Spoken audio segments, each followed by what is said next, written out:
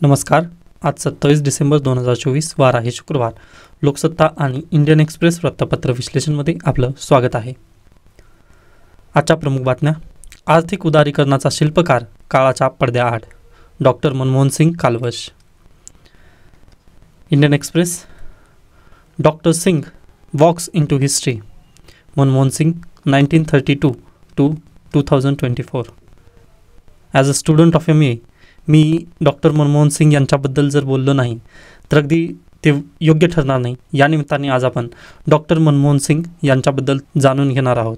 पहा, त्यांच्या काही पॉलिसी आहेत ज्या की अगदीच इंडियासाठी खूप महत्त्वपूर्ण ठरलेल्या आहेत. जसं न्यूक्लिअर डील आहे, त्यानंतर LPG धोरण आहे. याबद्दल आज आपण विस्तृतरित्या चर्चा करणार आहोत. आता जे काही मी पॉईंट्स मांडणार आहे ते अगदीच UPSC त्यासोबतच MPSC राज्यसेवा मुख्य परीक्षा यांच्यासाठी अगदीच उपयुक्त असणार आहेत. तर पहा, सर्वजण अगदीच पूर्ण व्हिडिओ पाहण्याचा नक्की प्रयत्न करा. मनमोहन सिंग यांच्याविषयी चर्चा करण्यापूर्वी आपण त्यांचं एक स्टेटमेंट ऐकूयात, जे की 2014मध्ये तब्बल 10 वर्षांपूर्वी 2014मध्ये भारताच्या पंतप्रधान यांची शेवटची पत्रकार परिषद झाली होती. पहा, त्या पत्रकार परिषदेमध्ये अगदीच तब्बल 72 पत्रकार उपस्थित होते. त्यांच्यापैकी एकाने प्रश्न विचारलेला होता. त्याला उत्तर देत असताना तत्कालीन पंतप्रधान डॉक्टर मनमोहन सिंग यांनी उत्तर दिलं होतं. पहा की history will be kinder in judging me than contemporary media. व आज कदाचित ते सत्य ठरलेलं आहे. तुम्ही आपल्या मित्रमंडळीमधील प्रत्येक मित्राचे स्टेटस पाहू शकता. त्यामध्ये अगदीच डॉक्टर मनमोहन सिंग यांच्याबद्दलचे स्टेटस वगैरे तिथे दिसत आहेत. आता ते स्टेटस का दिसत आहेत किंवा त्यांनी एवढं काय काम केलं होतं जे की हिस्ट्रीमध्ये त्यांना आज घडीला आपण इतिहासामध्ये त्यांना काइंडर जज करण्यामध्ये आपण सोपं वगैरे ठरवत आहोत. पहा, 2013-14चा जर तुम्ही कार्यकाळ पाहिलात व अगदीच पहा 2008 पासून हे सर्व काही चालू होतं आपल्याकडे. एक VJ कौल अशा पद्धतीचे कॅग झाले होते 2008 दरम्यान. त्यांनी एक रिपोर्ट काढली.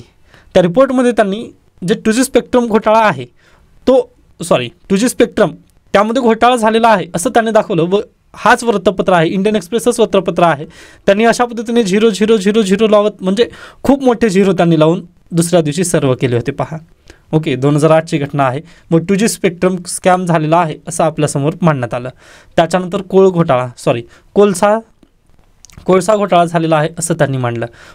मग ज्यावेळेस पंतप्रधान पदांचा कालावधी संपला, मग पुन्हा सुप्रीम कोर्टाचे ज्यावेळेस जजमेंट आले ना, त्यावेळेस समजलं की हे तरी काही स्कॅमच झालेलेच नव्हते. मग हे स्कॅम नव्हते तर काय होते, तर पहा फक्त ती कॅगची रिपोर्ट होती.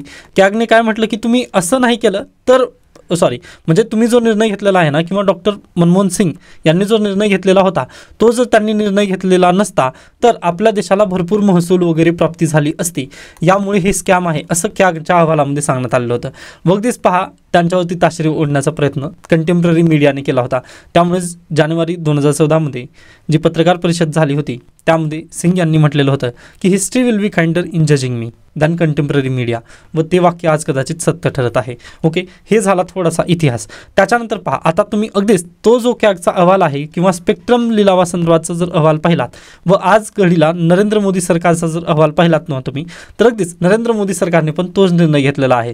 जे सॅटेलाईट इंटरनेट येणार आहे पहा आपल्या देशामध्ये आता अगदीच आगामी काळामध्ये, इलॉन मस्कची जी कंपनी आहे त्यांच्यामार्फत आपल्याला किंवा रिलायन्स जिओ यांनी पण सॅटेलाईट इंटरनेट देण्याचा प्रयत्न करत आहेत. बरोबर. मग सॅटेलाईट इंटरनेट जर देत असतील ना तर आपल्याकडे पण आता ज्या पद्धतीने मनमोहन सिंग यांनी निर्णय घेतला होता ना की directly first come first serve या बेसिसवर त्यांनी निर्णय घेतलेला होता. अगदी त्याच बेसिसवर सध्याचे पंतप्रधान नरेंद्र मोदी यांनी पण तोच निर्णय घेतलेला आहे की स्पेक्ट्रम लिलाव आता कसं डायरेक्टली प्रशासकीय भरतीमधूनच त्याचा लिलाव वगैरे होईल. आणि आता पूर्वी काय व्हायचं पहा, बिडिंग केली जायची, म्हणजे जो जास्त बोली लावेल त्याला स्पेक्ट्रम तिथं दिलं जायचं. मग पंतप्रधान मनमोहन सिंग यांनी तसं केलं नव्हतं, त्यामुळे कदाचित देशाला फटका बसलेला आहे असं कॅगने अहवाल तो दिलेला होता.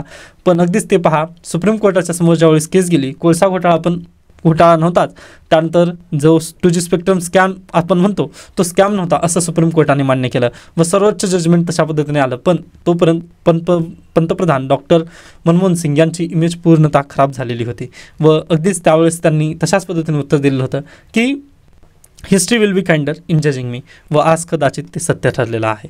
ओके, आता थोडंसं हे ब्रीफ इंट्रो मी दिलेलं आहे. त्याच्या पुढे गेल्यानंतर आता त्यांच्या थोड्याशा पॉलिसी पाहूयात. ओके, त्यांची इमेज याबद्दल थोडंसं मी इंट्रोडक्शन करून दिलं तुम्हाला. आता आपण काय करूयात पहा, 1991ची पॉलिसी. पहिल्यांदा त्यांचं जीवनपट जर पाहायचं म्हटलं तर आपण लोकसत्तामध्ये येऊयात. एकच मिनिट द्या. तर हे पहा, त्यांचं जीवनपट अशा पद्धतीने राहिलेलं आहे. जन्म 26 सप्टेंबर 1932, गह पंजाब, हे सध्या गाव पाकिस्तानमध्ये आहे. व अगदी पहा, त्यांची इच्छा होती की आपण आपल्या नेटिव्ह प्लेसला जाऊन एकदा भेट देऊन वगैरे येऊयात, परंतु ते त्यांना शक्य झालं नाही. व अगदीच पहा 2008-9 ज्यावेळेस 2008मध्ये 26 नोव्हेंबर 2008मध्ये मुंबईवरती ताज हॉटेलवरती जो हल्ला झाला, मग त्याच्यानंतर ते पॉलिसी पूर्णतः बदलली व त्यांना ते शक्य झालं नाही. त्याच्यानंतर 1948मध्ये अमृतसर येथे वास्तव्यास अमृतसर महाविद्यालयात शिक्षण, त्यानंतर पंजाबमधील होशियारपूर अर्थशास्त्राचे अध्ययन त्यांनी पूर्ण केले. त्यानंतर 1952मध्ये पदवी, तर 1954मध्ये द्विपदवीधर त्यांनी झालेले आहेत. त्यानंतर 1957 ते 65 या काळात पंजाब विद्यापीठात अर्थशास्त्राचे अध्यापन त्यांनी केलेलं आहे. त्यानंतर 1966 ते 69 संयुक्त राष्ट्राच्या व्यापार आणि विकास कार्यक्रमात सहभाग, नंतर परराष्ट्र व्यापार मंत्रालयात सल्लागार म्हणून त्यांची नियुक्ती झालेली होती. त्यानंतर 1969 ते 71 दिल्ली स्कूल ऑफ इकॉनॉमिक्समध्ये आंतरराष्ट्रीय व्यापार या विषयाचे त्यांनी अध्यापन केले होते. 1972मध्ये अर्थ मंत्रालयाचे प्रमुख सल्लागार, आर्थिक सल्लागार म्हणून त्यांची नियुक्ती झालेली होती. त्यानंतर 1976 अर्थ मंत्रालयाचे सचिव, 1980 ते 82 नियोजन आयोगात नियुक्ती, 1982 रिझर्व्ह बँकेचे गव्हर्नर. हा पॉईंट परीक्षेला विचारले जाण्याची जास्त शक्यता आहे. ओके, 1982ला त्यांनी रिझर्व्ह बँकेचे गव्हर्नर म्हणून सूत्र हातात घेतली होती व त्यांना कार्यकाळ किती दिवसांचा दिला होता पहा, ॲज युज्युअल 3 वर्षाचाच त्यांच्याकडे कार्यकाळ होता. 1982 ते 1985 पर्यंत त्यांच्याकडे कार्यकाळ होता. मग त्यानंतर 1985ला परत ते नियोजन आयोगाकडे आले व 1985 ते 1987 नियोजन आयोगाचे ते उपाध्यक्ष झालेले होते. 1987 ते 90 जिनिवात आर्थिक धोरणाशी संबंधित आयोगात सरचिटणीस पदावरती त्यांनी कार्यरत राहिले. त्यानंतर 1990, आता 1990ला आल्यानंतर अगदीच आपल्या देशाची स्थिती थोडंसं खालावत चालली होती व दुसरीकडे अयोध्याचं जे प्रकरण आहे ते गरम होत होतं. ओके, मग त्याच धर्तीवर 1990मध्ये देशात परतल्यावर चंद्रशेखर यांच्या कार्यकाळात पंतप्रधानांचे आर्थिक सल्लागार म्हणून त्यांची नियुक्ती करण्यात आली. बरोबर, मग 1990मध्ये चंद्रशेखर यांच्या सोबत त्यांनी कार्य केलं की लगेच 1991मध्ये पहा त्यांना UGCचे अध्यक्ष म्हणून नियुक्ती देण्यात आली.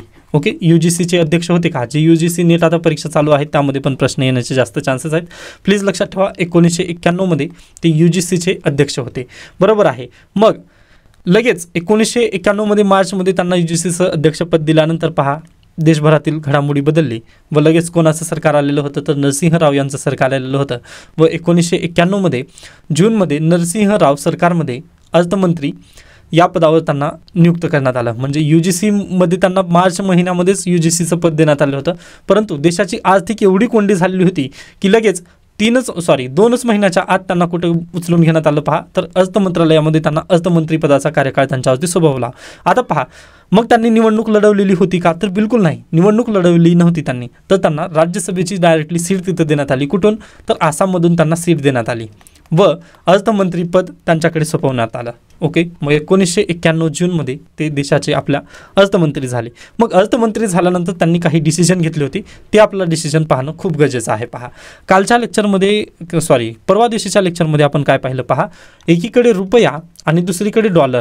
आजच्या लोकसत्तामध्ये तोच आर्टिकल आलेला आहे. पहा, तुम्ही परत एकदा जाऊन पाहून येऊ शकता. जो आपण शिकवलं ना तो आर्टिकल इथं देण्यात आलेला आहे, बबड्या रुपया आणि carta dollar. Okay, carta dollar तसं का म्हटलेलं आहे, कारण ते दुसऱ्याचं आहे. आपलं तो बबड्या आणि दुसऱ्याचं तो कार्टा, अगदी त्या बेसिसवर हा आर्टिकल आलेला आहे लोकसत्ताचा.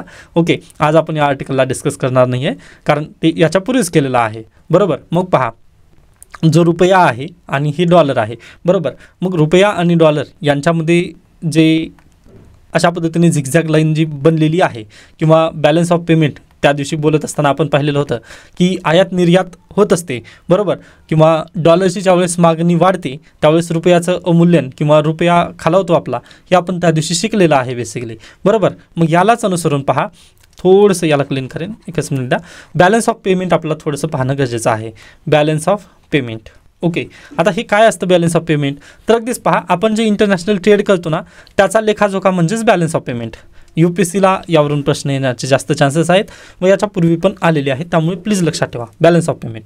तर पहा, आपण USA, चायना, ओके, या देशांसोबत व्यापार करतो, बरोबर. मग पहा, एकीकडे क्रेडिट आणि एकीकडे डेबिट अशा पद्धतीचे 2 स्कीम असतात असं लक्षात ठेवा. म्हणजे आपण ज्यावेळेस आपला आलेख तयार करतो ना, अशाच पद्धतीने आपला आलेख असतं. क्रेडिट म्हटल्यानंतर पहा, आपण दुसऱ्याला काहीतरी वस्तू विकल्यानंतर जो आपल्याला रक्कम प्राप्त होते त्याला आपण क्रेडिट म्हणतो. क्रेडिट म्हणजे आपल्याकडे येणे पैसे व डेबिट म्हणजे आपल्याकडून जाणे पैसे. मग USA कडून आपण काय घेतला पहा, त्या दिवशीचंच उदाहरण घेऊयात. आपण 100 रुपयाचा आयफोन घेतला, म्हणजे $100चा आयफोन USA कडून घेतला. मग आपल्याकडून डेबिट झाले, आपल्या खिशातून $100 USA ला गेलेले आहेत, बरोबर आहे. त्यानंतर चायनापासून आपण काय घेतलेलं आहे पहा, चायनापासून आपण अगदीच एखादी चिप म्हणजे एखादी वायफायचं राउटर वगैरे अशा पद्धतीने काहीतरी एक इलेक्ट्रॉनिक वस्तू घेतली असं तुम्ही समजा. व तिथे पण चायनाला पण आपण किती रुपये दिले पहा, $100 दिले, कारण इंटरनॅशनल जे ट्रेड होतं ना ते डॉलरमध्येच होतं, बरोबर आहे. व आपण आता डेबिट हे झाले, डॉलरमध्ये डेबिट झालं. पण क्रेडिट कसं आहे, क्रेडिट केव्हा होतं तर आपण दुसऱ्या देशाला एखादी वस्तू देतो त्यावेळेस आपल्याकडे जे डॉलर येतो ना त्याला आपण क्रेडिट म्हणतो, म्हणजे आपल्या खात्यात पैसे जमा झाले. डेबिट केव्हा होतं, आपल्या खात्यातून पैसे वजा झाले त्यावेळेस डेबिट, आणि ज्यावेळेस आपल्या खात्यामध्ये पैसे येतात त्यावेळेस आपण क्रेडिट म्हणतो, बरोबर आहे. मग USला आपण काही विकू शकतो का, तर बिलकुल विकू शकतो. जसं क्लोथ्स वगैरे आहेत पहा, म्हणजे कपडे वगैरे. मग कपड्यांची किंमत आयफोनच्या किमतीपेक्षा अगदीच पहा, आयफोनची किंमतच जास्त असणार आहे ना. आता सामान्य माणसाच्या नजरेतून पहा, अगदी तुम्ही जास्त श्रीमंत जर पाहिला तर आता बॅग वगैरे आहेत तशा पद्धतीने, जे की भरपूर महागाचे पण आहेत, 25-25 हजारचे टी शर्ट पण आहेत, ओके, त्याबद्दल आपल्याला जायचं नाही आहे. परंतु सामान्य माणसाच्या नजरेतून जर पाहिला तुम्ही तर $50चे आपण कपडे विकले अमेरिकेला व आपल्याला किती $50 इथं प्राप्त झाले. त्यानंतर चायनाला पण आपण काही विकतो का, तर बिलकुल विकला. आपण राईस विकला असं लक्ष कन्सिडर करा. राईस विकल्यानंतर आपल्याला चायनाकडून किती रुपये प्राप्त झाले पहा, तर $25 इथं प्राप्त झाले, ओके. मग $25 चायनाला आपण राईस विकल्यानंतर $25 प्राप्त झाले. मग मला सांगा, आता जर टोटल आपण केलं तर किती होणार आहे हे पहा. 25 आणि 50 हे $75 आपल्याला काय झाले, रक्कम आपल्या खात्यामध्ये आली पहा. व आपण खरेदी किती रुपयांची केलेली आहे, $200 रुपयाची आपली खरेदी झालेली आहे. सॉरी, $200ची खरेदी, रुपये तिथं लावता येणार नाही, ओके. $200ची खरेदी आहे व $75ची काय आहे, विक्री आहे, बरोबर. म्हणजे आपल्या खात्यामध्ये फक्त $75 आलेले आहेत. मग इथं परत काय झालेलं आहे, महाराष्ट्र गव्हर्नमेंटची सध्याला जी स्थिती आहे, जसं आमदनी 98 रुपया, अगदी तशीच स्थिती इथं पण झाली होती पहा. आमदनी 98 रुपया, म्हणजे भारत देशाची स्थिती हीच होती. बॅलन्स ऑफ पेमेंट क्रायसिस काय असतं, तर हेच असतं, ज्यावेळेस आपल्या देशाकडे करन्सी नसते, ट्रेड करण्यासाठी ज्यावेळेस आपल्याकडे शिल्लक रक्कम नसते ना त्यावेळेस आपण काय म्हणतो, balance of payment crisis, okay. अशा पद्धतीची सिच्युएशन त्यावेळेस झाली होती पहा 1991ला.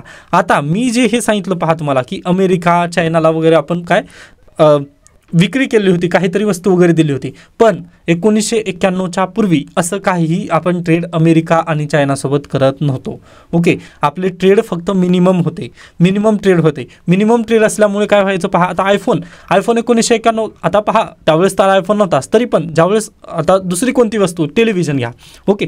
TV त्या काळात होता, पण TV जर घ्यायचा म्हटलं ना आपल्याला पहा पहिल्यांदा कलेक्टरची परमिशन घ्यावी लागायची, म्हणजे TV पण आपल्या घरात डायरेक्टली यायचा नाही, म्हणजे सरकारी ऑफिसर जे असतील ना त्यांची पहिल्यांदा परवानगी घ्यावी लागायची, ओके. मग परवानगी घेतल्यानंतर गव्हर्नमेंटचे जे ऑफिसर्स असतील ना ते तुमच्या घरी येऊन वगैरे TV देऊन जायचे. म्हणजे पूर्वी पूर्ण काय होतं, क्लोज्ड इकॉनॉमी होती आपली. आपण दुसऱ्या देशातून व्यापार वगैरे करायचो का, तर बिलकुल नाही. हा आपला प्यारा भारत आहे. 1991च्या पूर्वी आपण कोण्याही देशासोबत व्यापार करायचा नाही, ओके. जे काही करायचं ते स्वयंपूर्ण, आपण आपल्यासोबतच राहायचं, अशा पद्धतीची आपली पॉलिसी होती, ओके. यामुळे पहा आपल्याकडे काय झालं, आपल्याकडे करन्सी सोडली नाही. आपण काय करायचं तर अगदी ट्रेड वगैरे म्हणजे आपण घ्यायचं काय तर फक्त ऑइल विकत घ्यायचं, ओके. ऑइल, कारण आपल्याकडे ऑइल जे पेट्रोल आहे, पेट्रोल डिझेल, ते आपण स्वयंपूर्ण आहोत का, बिलकुल नाही. ज्या गोष्टीमध्ये आपण स्वयंपूर्ण नाही ना ते फक्त आपण घ्यायचं नाही, बाकी संपूर्ण आपल्यामध्येच आपण तशा पद्धतीने होतो. मग यामुळे काय झालं पहा, अगदीच आपल्याकडे करन्सी कमी यायला लागली व आपली करन्सी जास्त जायला लागली. आता पेट्रोल डिझेलवरचे प्राईस तुम्ही पाहिलात तर अगदीच पहा, आपण दुसऱ्या देशाला जास्त द्यायचं परंतु आपल्याकडे पैसाच यायचा नाही. मग हेच होतं बॅलन्स ऑफ पेमेंट क्रायसिस 1990चं, बरोबर. मग 1991ला ज्यावेळेस नरसिंह राव यांनी स्थिती पाहिली व याला आता चॅलेंजिंग सिच्युएशन होती पहा, की आपल्याजवळ फक्त 8 दिवसच उरणार आहे, परकीय गंगाजळ आपल्याजवळ उरली नाही, म्हणजे फॉरेन करन्सी जी आहे ना ती आपल्याकडे नव्हती. मग आता काय करायचं, मग त्यावेळेस त्यांनी अर्थमंत्री मनमोहन सिंग यांच्याकडे सर्व काही धुरा दिली त्यांनी. अगदीच पहा अर्थमंत्री मनमोहन सिंग यांनी संपूर्ण धुरा अगदी योग्य पद्धतीने सांभाळली. म्हणजे आता पहा, आपल्याकडे ना पैसे जर छापायचं म्हटलं, आता हे 2-3 संकल्पना आहेत पहा. ओके, आता जर आज घडीला आपण जर तुम्ही UPSC जर करत नसाल ना, तर याच्यापूर्वी तुम्हाला वाटायचं की म्हणजे पहा, ज्यावेळेस UPSCमध्ये येण्याच्या पूर्वी आपल्याला जर न्यूज समजली ना की म्हणजे भारत सरकार आहे त्याच्यावरती खूप लोन आहे, ओके, कर्ज खूप आहे किंवा कर्जबाजारी झालेला आहे आपला भारत देश, असं आपल्याला म्हणजे चर्चामध्ये मित्रांमध्ये वगैरे चर्चेत आपण ते पाहिलेलं आहे. मग तुम्हाला प्रश्न नक्कीच पडायचा पहा की मग आपल्या देशावर जर कर्ज जास्त चाललेलं असेल तर आपण मग डायरेक्टली RBIला सांगून म्हणजे जेवढे पैसे छापायचे तेवढे पैसे छापून आपण दुसऱ्या देशाला का देऊ शकत नाही. ओके, असं आपल्याला नक्कीच विचारायचा. तर पहा, त्याचं कारण एक आहे की RBI जवळ ना काहीतरी ठेवावं लागतं, त्यावेळेसच RBI तशा पद्धतीने पैसे तिथे छापू शकते, अन्यथा पैसे छापायची परमिशन नाही आहे RBIला. व जर पैसे छापले तर महागाई आपल्याच देशामध्ये वाढेल. ओके, याचे इम्पॅक्ट जास्त असतात. आता ही सर्व काही आहेत तुम्ही इकॉनॉमिक्समध्ये चांगल्या पद्धतीने शिकू शकता, पण जे विद्यार्थी नवीन आहेत त्यांना आपण समजावून घेऊन सांगावं लागतं, या नात्याने मी सांगतोय. तर पहा, RBIला कोलॅटरल ठेवावं लागतं. मग त्याच धर्तीवर RBIकडे आज घडीला आपण काय असतात पहा, गोल्ड भरपूर आहे आपल्या RBIकडे पण. मग अर्थमंत्री मनमोहन सिंग यांनी काय केलं पहा, 1991 मध्ये जे आपल्या RBIच्या तिजोरीमध्ये जे गोल्ड आहे ना ते घेऊन गेले वर्ल्ड बँकेमध्ये व त्यांनी तिथं नेऊन म्हणजे कोलॅटरल ठेवले. व त्या कोलॅटरलपासून त्यांनी घेऊन आले पहा, लोन घेऊन आले.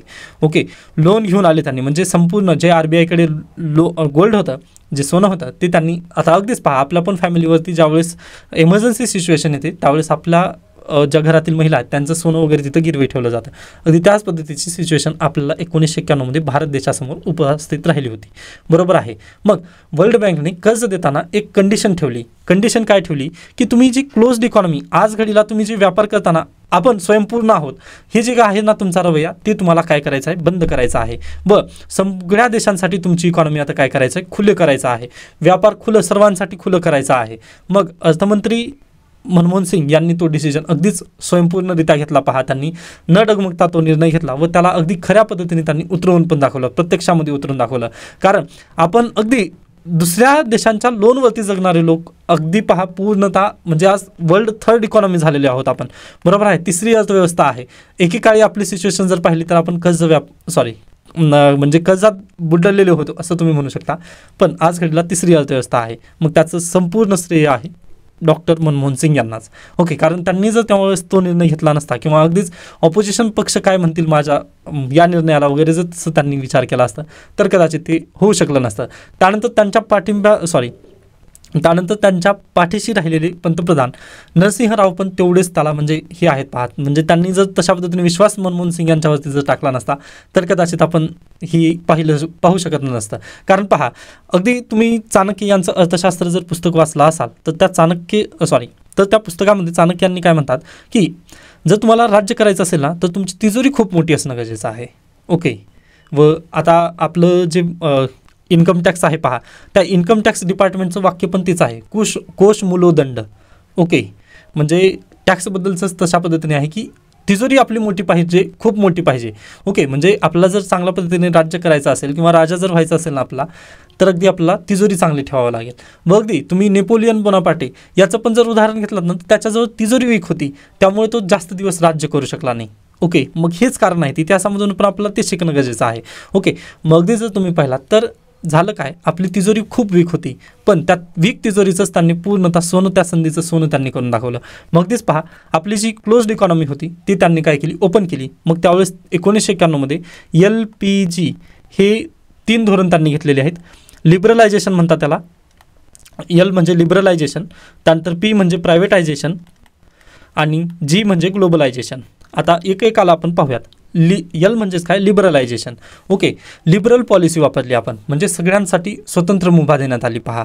त्याच्यानंतर जे P म्हणजेच काय, प्रायव्हेटायझेशन. आता मी जसं उदाहरण दिलं होतं की जर एखाद्या घरात TV जर घ्यायचा असेल तर आपल्याला काय गव्हर्नमेंट ऑफिशियलची परमिशन घ्यावी लागायची की बा मला TV घ्यायचा आहे. मग तशा पद्धतीने अर्ज दिला ना आपण, त्यावेळेस आपल्या घरी TV यायची.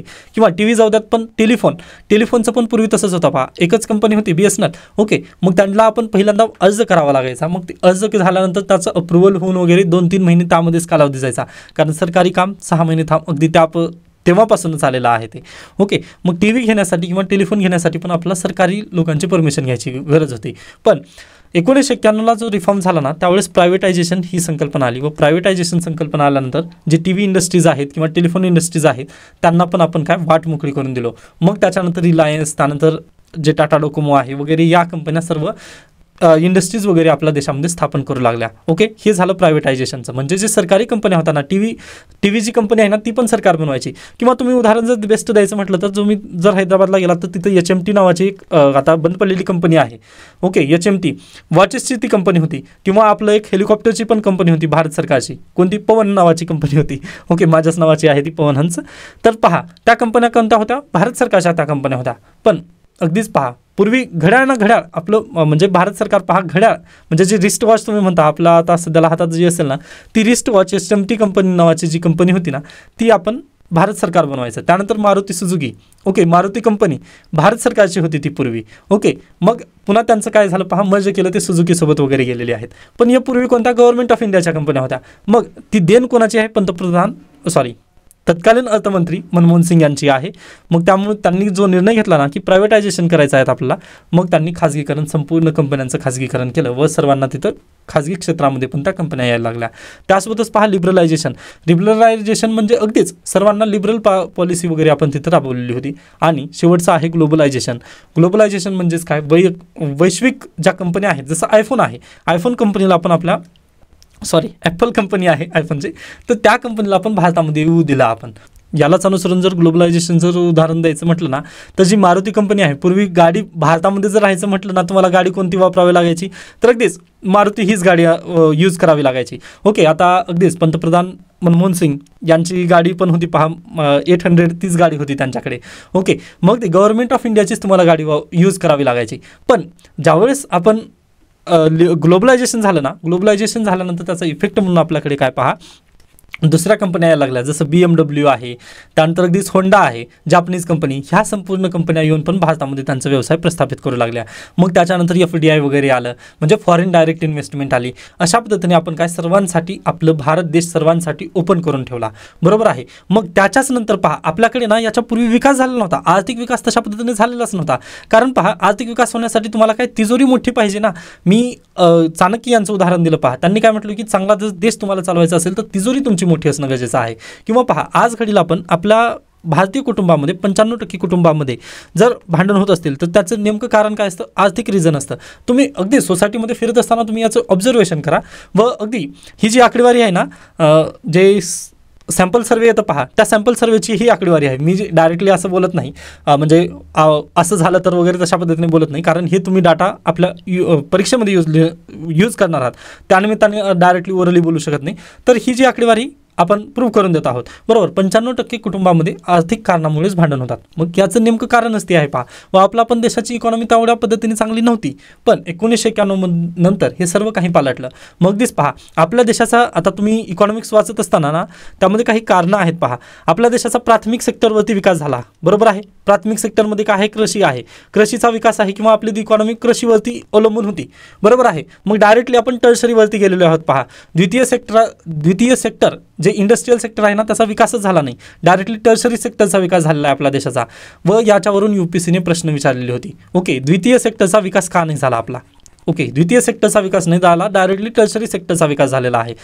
टर्शरी सेक्टरमध्ये कोण आहे किंवा तृतीय जे क्षेत्र आहे त्यामध्ये कोण आहेत, तर पहा कॉल सेंटर आहेत. समजलं ना. आता कॉल सेंटर ही काय प्रकार आहे, तर तुम्ही जर बेंगलोरला गेलात किंवा मागच्याच महिन्यामध्ये आय थिंक एक न्यूज आली होती की जवळपास 65 जणांना तिथं अटक झाली होती पहा फेक कॉल सेंटरमुळं. ओके, मग काय असतं पहा, तर अगदी भारतामध्ये पॉप्युलेशन जास्त आहे किंवा डेमोग्राफिक डिव्हिडंड आहे, भारत देशाची लोकसंख्या जास्त आहे पहा, बरोबर. लोकसंख्या जास्त असल्या कारणाने जे शिक्षित तरुण आहेत त्यांची पण संख्या जास्तच असणार आहे ना, बरोबर. मग जर एखाद्या राष्ट्राला किंवा दुसऱ्या राज्यात जर तुम्ही अमेरिकेचा जर विचार केला, अमेरिकेमध्ये लोकसंख्या जास्त आहे का, तर बिलकुल नाही आहे. त्यामुळे तिथली जी युवा आहेत ती जास्त आहेत का कमी आहेत, कमी आहेत पहा.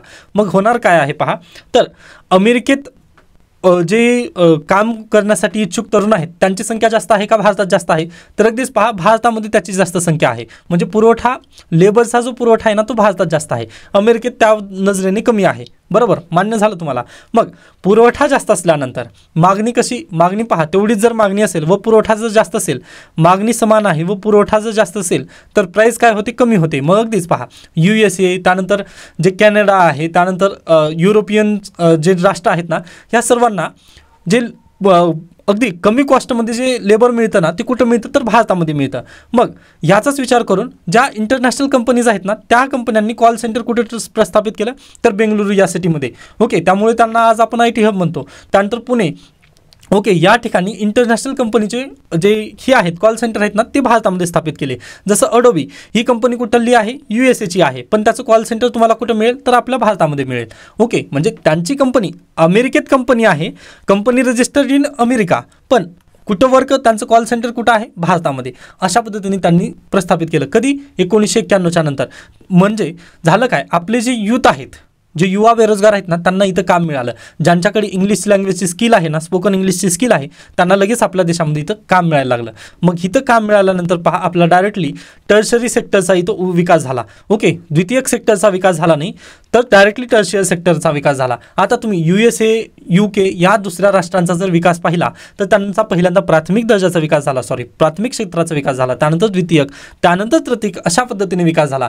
पण भारत देश एक त्याला अपवाद आहे, त्यांचा डायरेक्टली विकास प्राथमिक सेक्टरवरून डायरेक्टली टर्शरी सेक्टरला झाला. का तर कॉल सेंटर आपल्या भारतामध्ये जास्त यायला लागले. ओके, मग कॉल सेंटर आले, हे त्याचं कारण आहे ग्लोबलायझेशन, व त्याचं पण थँक्स टू तत्कालीन अर्थमंत्री मनमोहन सिंग. ओके, याच कारणांमुळे आपण आज त्यांना आदरांजली देत आहोत. पहा, मग हे होतं पहा 1991 दरम्यानचा टाइम पिरियड. बरोबर, मग 1991 दरम्यानचा टाइम पिरियड गेल्यानंतर पहा, पुन्हा 1998ला काँग्रेसची सत्ता गेली केंद्र सरकारमध्ये. मग काँग्रेसची सत्ता गेल्यानंतर पहा, पुन्हा लगेच अटल बिहारी वाजपेयी यांचं सरकार आलं. बरोबर आहे. मग ते 2004 पर्यंत अगदीच ऑपोजिशन पार्टीचे लीडर होते, कुठे राज्यसभेचे ते लीडर म्हणून त्यांनी काम पाहिलं. बरोबर आहे. मग 2004 मध्ये परत एकदा पहा, लोकसभा ज्यावेळेस निवडणुका झाल्या. ओके, मग लोकसभेच्या निवडणुका झाल्यानंतर अगदीच परत एकदा UPAचं सरकार आलं. मग UPAचे लीडर म्हणून कोण, मनमोहन सिंग यांच्याकडे पूर्णतः त्यांनी काय दिली पहा, जबाबदारी दिली UPA सरकारची. मग त्यावेळेस ते 2004 मध्ये परत एकदा ते पंतप्रधान झाले व त्यांनी 2 टर्म त्यांनी तशा पद्धतीने राबवलेली आहे. 2004 ते 2009 व 2009 ते 2014 अशा पद्धतीने त्यांनी काय केले पहा, म्हणजे त्यांचा कार्यकाळ 10 वर्षाचा त्यांनी कार्यकाळ प्राईम मिनिस्टर या पदावर त्यांनी पूर्ण केलेला आहे. ओके, मग आता ह्या दरम्यानच्या कार्यकाळामध्ये पण त्यांनी काही महत्त्वपूर्ण डिसिजन घेतले आहेत. जसं 2005चा RTI कायदा. ओके, म्हणजे राईट टू इन्फॉर्मेशन. त्यानंतर लोकपाल विधेयक. आता अगदीच त्यामध्ये पण थोडंसं मी म्हटलं ना, आता अण्णा हजारे यांनी उपोषण केलं, परंतु त्या उपोषणाचा खरंच लाभ झाला का, किंवा लोकपाल बिल आलं, परंतु त्या बिलवर आज सध्याला आपण चर्चा केली आहे. कालचं लेक्चर तुम्ही पाहून घेऊ शकता.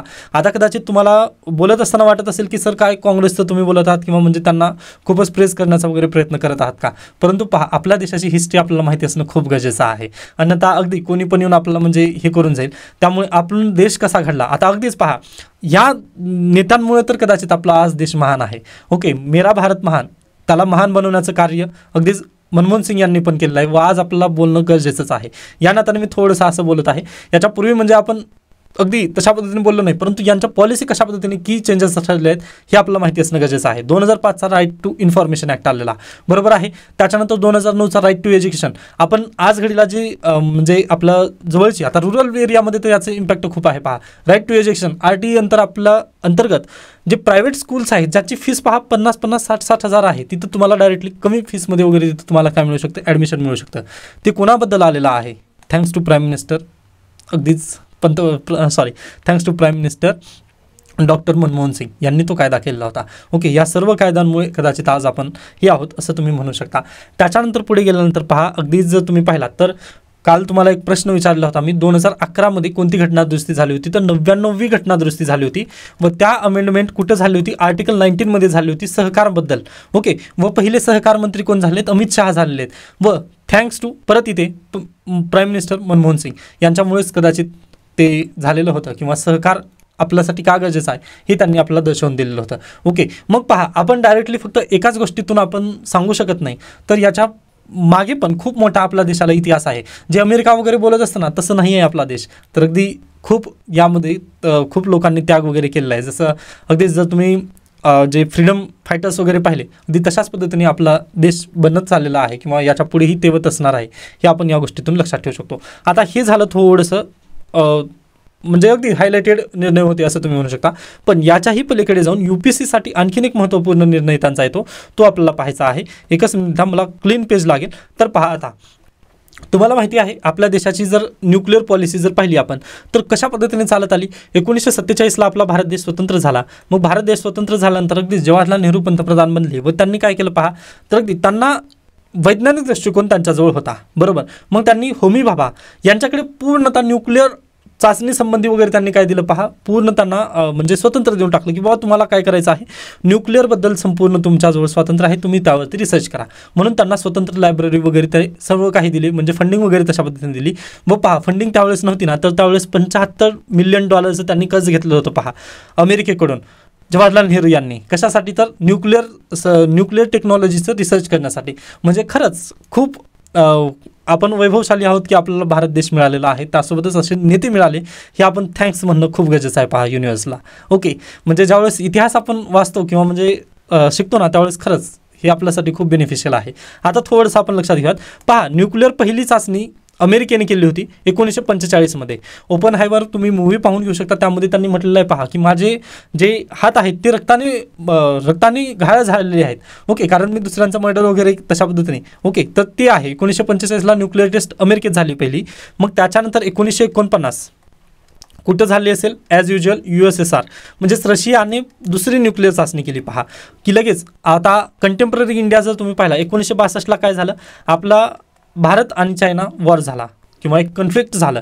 आता मिनिस्ट्री ऑफ एक्सटर्नल अफेअर्स काय म्हणते की कन्फ्लिक्ट होतं ते. ओके, मग 1962 साली कन्फ्लिक्ट झालं चायनासोबत, बरोबर आहे की. लगेच 62ला कन्फ्लिक्ट झालं व भारत तिथे हारला की लगेच 1964मध्ये पहा चायनाने काय केलं, न्यूक्लिअर चाचणी घडून आणली, चायनाने न्यूक्लिअर टेस्ट घडून आणली. ओके, मग याच दरम्यानच्या काळामध्ये पहा 1952चा पण पिरियड आहे, त्यामध्ये UKने पण न्यूक्लिअर चाचणी घडून आणली. त्याच्यानंतर पहा 1960 कोण, फ्रान्सने पण न्यूक्लिअर चाचणी घडून आणली. ओके, म्हणजे जे युनायटेड नेशनची जी जनरल असेंब्लीमधील जे स्थायी सदस्यत्व आहेत ना, त्यांच्या सर्वांकडे काय झाली पहा, तर अगदीच न्यूक्लिअर पॉवर त्यांनी झालेली होते, बरोबर आहे. मग हेच गोष्ट लक्षात घेऊन जवाहरलाल नेहरू यांनी डॉक्टर होमी भाभा यांच्याकडे संपूर्ण सूत्र त्यांनी दिले होते व $75 मिलियन त्यांनी कर्ज पण काढलेलं होतं. ओके, मग पहा इथून अशा पद्धतीने टाइम पिरियड वगैरे चेंज झालेला होता, बरोबर. मग न्यूक्लिअर रिॲक्टर सर्व देशांनी बनवल्यानंतर आता बारी होती भारताला पण त्यामध्ये स्वयंपूर्ण व्हायचं. मग लगेच तत्कालीन पंतप्रधान इंदिरा गांधी 1974 यांनी काय केले पहा, चाचणी घेण्याचं ठरवलं व एक पोखरण येथे त्यांनी चाचणी यशस्वी घडून आणली. पहिली चाचणी आपली यशस्वी झाली की लगेच अमेरिकेचे वगैरे सँक्शन यायला लागले पहा, बरोबर. मग अमेरिकेचे सँक्शन येत असतानाच लगेच दुसरीकडे 1974 झाल्यानंतर 1983मध्ये पाकिस्तानने पण न्यूक्लिअर चाचणी संबंधी पावले उचलायला लागली पहा. पाकिस्तान पण पावले उचलत होता का. आता त्यांची तर हिस्ट्री खूप म्हणजे मजेशीर आहे, कधी जर वेळ मिळाला ना त्यांच्याबद्दल चर्चा करूयात. म्हणजे आता त्यांना तवज्जो देऊ नयेत आपण, त्यामुळे मी याला स्किप होतो. 1983-85 दरम्यान त्यांनी पण पावलं उचलायला लागली पहा. मग 1984ला इंदिरा गांधी यांची गोळी झाडून हत्या झाली. मग 1984-85मध्ये कोणी सूत्रे हाताळली देशाची, तर राजीव गांधी यांच्याकडे सूत्र आली व राजीव गांधी यांचा पण दृष्टिकोन पहा वैज्ञानिक दृष्टिकोन होता. त्यामुळे त्यांनी काय केलं, लगेच न्यूक्लिअर चाचणीला त्यांनी परवानगी दिली व 1989मध्ये त्यांनी समिती पण गठन केली. पण काँग्रेसचा अंतर्गत दगा तशा पद्धतीने भेटला, यामुळे त्यांचं सरकार पडलं. ओके, व जनता सरकार परत एकदा तिथं उदयास आलेलं होतं, पण त्यांचं पण सरकार तिथं लगेच कोसळलेलं होतं पहा. तर 1989मध्ये त्यांनी बॉम्ब बनवण्याची तिथं परवानगी दिली होती राजीव गांधी यांनी. ओके, त्यामुळे पोखरण मूवी तुम्ही पाहिला असाल पहा, आय थिंक जॉन अब्राहमचाच आहे वाटते तो. त्यामध्ये त्यांना दाखवलेला आहे पहा, तो पुन्हा UPSCची टीचिंग वगैरे घेत असतो. म्हणजे पहिल्यांदा तो बॉम्ब बनवत असतो, पण पुन्हा ते सक्सेसफुल होत नाही किंवा फाईल तशाच पद्धतीने पेंडिंग होते. मग त्याला UPSC कोचिंग वगैरे तो देत असतो मुलांना. ओके, मग त्याचं ते कारण आहे. म्हणजे पहिल्यांदा परमिशन मिळाली होती, परंतु पुन्हा प्राईम मिनिस्टर चेंज झाले व संपूर्ण काही बदलण्यात आलं, बरोबर आहे की. मग येतात अटल बिहारी वाजपेयी. आता अगदीच त्यांचं पण वैज्ञानिक दृष्टिकोन व अगदीच आपण त्यांना पण थँक्स म्हणणं पाहिजे पहा. मग त्यांनी 1998मध्ये APJ अब्दुल कलाम पण त्यावेळेस होते. मग त्यांनी काय घडून आणलं पहा, न्यूक्लिअर चाचणी आपली दुसरी यशस्वी तिथं झाली. मग यशस्वी झाल्यानंतर लगेच जे अमेरिका वगैरे आहे ना, ते डोळे वटारून पाहू लागले की भारताने कसं काय बनवलं, त्यांना तर आम्ही काहीच सपोर्ट वगैरे केला नाही. मग असं कसं झालं ते. मग हे झाल्यापासून त्याच्यानंतर पहा अमेरिकेनं आपल्यावरती सँक्शन लावायला चालू केली, बरोबर आहे. अमेरिकेने सँक्शन लावायला चालू केल्यानंतर 2004ला अटल बिहारी वाजपेयी यांचं सरकार कोसळलं व कोण सत्तेत आले होते पहा, तर मनमोहन सिंग सत्तेत आले होते. मग मनमोहन सिंग यांनी ना 2005 पासून एक न्यूक्लिअर डील साईन करण्याच्या प्रयत्नात त्यांनी होते व त्यांनी 2008मध्ये न्यूक्लिअर डील साईन करून घेतले पहा USA USA आणि इंडिया न्यूक्लिअर डील तिथे साईन झाली होती व यावरून UPSC भरपूर वेळा प्रश्न विचारलेले आहे. NSG बद्दल आय थिंक लास्ट इयरलाच प्रश्न आलेला होता. ओके, तर पहा NSG किंवा जे न्यूक्लिअर ट्रिटी आहे ना ते आपण कधी 2008मध्ये USA सोबत सँक्शन केलं व 2009 पासून ही इम्प्लिमेंटेशन त्याचं झालेलं होतं. या ट्रिटीमध्ये काय होतं पहा, तर जे डिफेन्स सेक्टर आहे आणि जे सिव्हिलियन सेक्टर आहे ना ते त्यांनी विभक्त केलं. ओके, सिव्हिलियन सेक्टरमध्येच काय येतं पहा, जी आपली वीज आहे, वीज निर्मिती आपण न्यूक्लिअर बॉम्बपासून करू शकतो किंवा न्यूक्लिअर रिॲक्टरचा वापर करून आपण वीज निर्मिती करू शकतो. याला परवानगी 2008 नंतर मिळाली. त्याच्यानंतर पहा जे डिफेन्स सेक्टर डिफेन्समध्ये पण आपण काय करू शकतो पहा, न्यूक्लिअरचा वापर करू शकतो. कारण पाकिस्तानाकडे पण अनुभव आहे, मग आपण का नाही. मग यासाठी पण आपण काय केलं पहा, इंडिया US रिलेशनशिप आपली 2009 पासून घट्ट झालेली आहे व जॉर्ज W बुश ओके त्यावेळेसचे राष्ट्राध्यक्ष होते. मग अमेरिकेचे राष्ट्राध्यक्ष आणि पंतप्रधान मनमोहन सिंग यांच्या दोघांच्या किंवा या दोघांच्या लिडरशिप अंतर्गत न्यूक्लिअर डील साईन झाली पहा USA सोबत. मग अगदीच पहा त्यावेळेस पण ज्यावेळेस पंतप्रधान मनमोहन सिंग यांचं सरकार होतं पहा ते UPA म्हटल्यानंतर पहा त्यांचं अलायन्सचं सरकार होतं. पूर्णतः काँग्रेसकडे पूर्ण बहुमत होतं का, तर स्पष्ट बहुमत नव्हतं पहा त्यांच्याकडे. स्पष्ट बहुमत नसल्यामुळे त्यांना दुसरा जे लेफ्टिस्ट आहेत जसं की जे CPI वगैरे आहेत ना त्यांचं पण त्यांना तिथे काय वाटा त्यांना घ्यावं लागत होतं किंवा सहभागी त्यांना पण करून घ्यावं लागलं होतं. परंतु सपा वगैरे यांना विरोध करत होते किंवा तुम्ही नकात करू हे न्यूक्लिअर डील, अमेरिकेसोबत वगैरे जाऊ नका तुम्ही, म्हणजे ते पूर्णतः लेफ्टिस्ट आहेत. ओके, पण काँग्रेस पहा थोडंसं लिबरल जाण्याचा प्रयत्न करतं, पण नाही, त्यांनी काय म्हटलं की नाही जायचं आपण. तरी देखील पहा त्यांनी संपूर्ण सरकार दावेवर लावून, म्हणजे सरकार त्यांनी पूर्ण ह्याच्यावरती लावून त्यांनी काय केलं पहा, न्यूक्लिअर डील 2008मध्ये त्यांनी साईन करून घेतली. व 2008ची आणखीन एक जर घटना पाहिलात ना तुम्ही, तर संपूर्ण जगामध्ये मंदी चालू होती. पण 1991ला कर्जामध्ये असलेला देश तो 2008मध्ये परिपूर्ण मंदीवरती अगदीच पहा, म्हणजे मंदी त्याचा इफेक्ट काहीच करू शकत नव्हती जगावरती. म्हणजे सगळीकडे मंदी आलेली होती, परंतु भारतावर त्याचा मंदीचा काहीच इफेक्ट झाला नव्हता. हे होतं प्राईम मिनिस्टर किंवा तत्कालीन अर्थमंत्री मनमोहन सिंग यांची दूरदृष्टी. ओके, त्यामुळे आता अगदीच पहा ज्यावेळेस आपण आपल्या देशाची हिस्ट्री वाचतो ना, अगदीच गर्व नक्कीच इथं महसूस होतं व हेच कारण आहे ते. म्हणजे कदाचित आपण त्यावेळेस लहान होतो, आपल्याला त्या गोष्टी माहिती नव्हते, पण आज घडीला ज्यावेळेस आपण इतिहास पाहतो ना, ही गोष्टी माहिती असणं खूप गरजेचे आहेत पहा. ओके, मग 2008ला त्यांनी संपूर्ण सरकार तिथे पणाला लावलेलं होतं आपलं न्यूक्लिअर डील साईन करण्यासाठी व त्यांनी ते करून दाखवलं. मग त्याच्यानंतर आज घडीला आपण जे पाहत आहोत ना, डोनाल्ड ट्रम्प भारतामध्ये येतात किंवा लास्ट इयरला पहा, मागे अगदीच 2015ला आय थिंक 2015मध्ये बराक ओबामा पण भारतात आलेले होते व त्यांनी म्हटलेलं आहे, बराक ओबामाचं स्टेटमेंट आहे, माझे इकॉनॉमिकलचे जे गुरु कोण आहेत तर पंतप्रधान मनमोहन सिंग हे त्यांचे गुरु आहेत असं त्यांनी म्हटलेलं होतं पहा. ओपन स्टेटमेंट त्यांनी दिलं होतं की मनमोहन सिंग माझे अर्थशास्त्रीय गुरु आहेत. कारण काय आहे तर अगदी पहा जगभरामध्ये सगळीकडे मंदी होती, पण भारतामध्ये मंदीला कोणीही म्हणजे टच करू शकलं नव्हतं. हेच ते नेमकं कारण होतं. मग तुम्ही आय थिंक खुदा हाफिज मूवी आहे पहा, आता मला ह्याचं नाव आठवत नाही आहे ॲक्टरचं, पण त्या मूवीमध्ये पण दाखवण्याचा प्रयत्न केला आहे पहा की तत्कालीन थोडंसं हे चालू होते, म्हणजे आपल्याकडे आपल्या देशामध्ये सॉफ्टवेअर इंडस्ट्रीज वगैरे उदयास येत होती किंवा कॉल सेंटर वगैरे उदयास येत होतं. मग ते ॲक्ट्रेस वगैरे घेऊन जातात पहा दुबईला वगैरे. तर आय थिंक ती मूवी आहे, तुम्ही पाहून घ्या. मग त्यामध्ये पण आपलं लक्षात येतं की भारतामध्ये त्याचा इफेक्ट झालेला नव्हता, पण दुसऱ्या राष्ट्रांवरती त्याचा इम्पॅक्ट नक्की झालेला होता. ओके, तर हीच नेमकी कारणं होती मनमोहन सिंग यांच्या म्हणजे लिडरशिपबद्दलची, की त्यांनी पहा लिडरशिप चांगल्या पद्धतीने केली, त्यांनी पणाला लावलं पूर्णतः. ओके, जसं न्यूक्लिअर डील. आता अगदीच पहा याचं आणखीन एक उदाहरण इंडियन एक्सप्रेसमध्ये चांगल्या पद्धतीने दिलेलं आहे. आता हे पहा, शाजी विक्रम यांनी लेख लिहिलेला आहे, तर त्यांचा अनुभव आहे पहा. 2016मध्ये ना आपलं 1991ला जे LPG धोरण जाहीर झालेलं होतं, त्या धोरणाला किती 25 वर्ष झाली होती, बरोबर. मग त्या 25 वर्ष झाल्यानिमित्त त्यांनी काय म्हटलं की सर आपल्याला एक लेख लिहायचा आहे किंवा तुम्ही एक तुमचं मेमोरेबल लेख लिहा ना याबद्दल, असं त्यांनी विचारणा केली होती. तर त्यावेळेस त्यांनी म्हटलं पहा नाही, मी हा लेख लिहिणार नाही. का तर तशा पद्धतीची आपल्या देशाची वाईट अवस्था वगैरे परत एकदा मेमोरेबल नको ना. म्हणजे आपल्याला काय करायचं आहे, पुढेच जायचं आहे. त्यानंतर G20 ज्यावेळेस परिषद आली होती त्यावेळेस पहा काँग्रेसने वगैरे विरोध केले असतील, परंतु मनमोहन सिंग यांनी नाही म्हटले. काय म्हटले की फ्युचरसाठी ही खूप महत्त्वाचं आहे आपला व एक भारत सक्षम देश म्हणून उदयास येत आहे, ही त्यांच्यासाठी खूप गर्वाची बाब होती असं त्यांनी म्हटलेलं होतं. मग यावरूनच आपला पंतप्रधान मनमोहन सिंग यांचा कार्यकाळ किंवा एक दृष्टिक्षेपात आपण त्यांना पाहिलेलं आहे. त्यांची पॉलिसी, त्यानंतर त्यांचे न्यूक्लिअर डील आपल्यासाठी का महत्त्वाची आहे हे आपण आय होप संपूर्णरित्या तुम्हाला पण समजलेलं असेल. ओके, आता काही याच्यातली पॉईंट तुम्हाला लक्षात ठेवायचे आहेत. जसं LPG धोरण ते योग्यरित्या समजले असेल. UPSC आणि MPSCला नक्कीच हे महत्त्वपूर्ण ठरेल. त्यानंतर याबद्दल काही शंका, काही सजेशन असतील तर नक्की मला देऊ शकता व आपण आपल्या वतीने नक्कीच आदरांजली त्यांच्यासोबत ठेवत आहोत. त्यानंतर पहा, आता अगदीच भरपूर बोलण्यासारखं आहे, परंतु आता बॅटरी संपलेली आहे. पहा, इथे 30% राहिलेली आहे व आता लेक्चर रेकॉर्डिंग करून तुमच्यापर्यंत केव्हा येईल ते माहिती नाही आहे, पण मी लवकरच हे रेकॉर्डिंग संपवतो आहे. ओके, आता इथे थांबूयात. शंका, सजेशन असतील तर नक्की मला सांगू शकता. धन्यवाद.